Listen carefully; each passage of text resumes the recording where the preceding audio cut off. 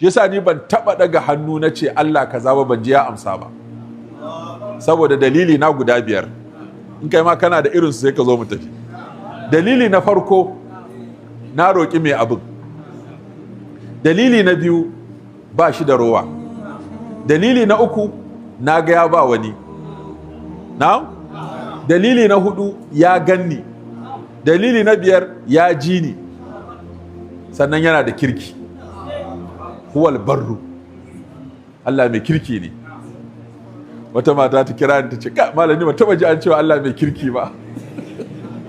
Na ce huwal barru rahim. Albarru mai kirki kenan. Ya maka kirkin da kai kanka sai ka manta kai waye. Kuma annabi alaihi salatu wassalam ya gaya mana wasu albishir guda 3 ga mai yin addu'a.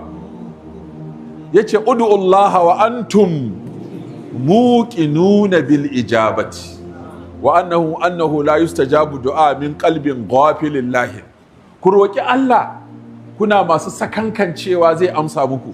Baya karɓar addu'a daga zuciyar da take wasa kuma ta shagala.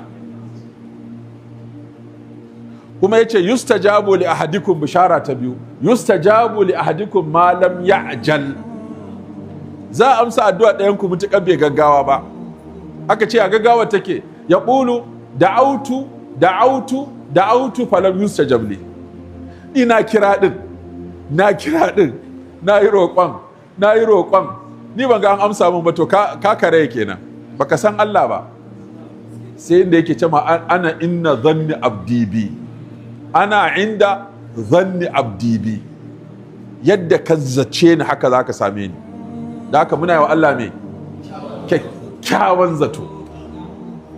Kuma ya ce babu wani mai addu'a sai Allah ya amsa masa ta fuska 3. Imma ya bashi abin, wa imma ya kankare masa wani zunubi da ya tunda da ya bauta Allah ta hanyar addu'a, wa imma ya aje masa aljanna. Akwai wanda lahirarsa ba ta da kyau, addu'arsa ce za ta gyara masa lahirar. Allah ban kuɗi sai Allah mai da shi lada, Allah ban kaza sai Allah mai da shi lada, Allah ban kaza sai mai da shi lada, sai ka je lahira sai ka tarar da ladan da baka zato. Wata addu'a kuma dunkule ta ake a cure ta zama nukiliya ta je ta yaƙi bala'i.